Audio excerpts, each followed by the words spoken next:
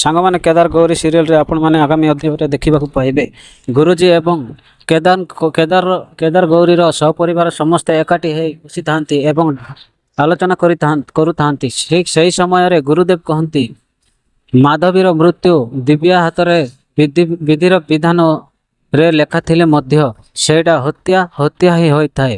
କିନ୍ତୁ ଠିକ୍ ସେହି ସମୟରେ ପିୟୁଷ କହନ୍ତି ଯେ ଗୁରୁଜୀ, ଆମ ଦିବ୍ୟାର ଦିବ୍ୟ ଶକ୍ତି କ'ଣ ଦିବ୍ୟା ଉପରେ କିଛି କୁପ୍ରଭାବ ପକାଇ ପାରିବ କି?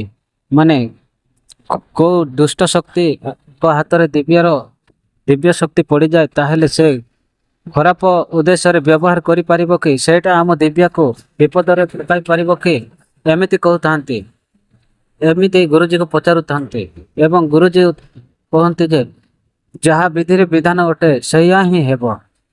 ତ ସାଙ୍ଗମାନେ, ମାଧବୀକୁ ଦିବ୍ୟା ମୃତ୍ୟୁ ମୁଖକୁ ଠେଲିଲା ପରେ ଆପଣମାନଙ୍କୁ କ'ଣ ଲାଗୁଛି କମେଣ୍ଟରେ ନିଶ୍ଚୟ ଜଣାନ୍ତୁ।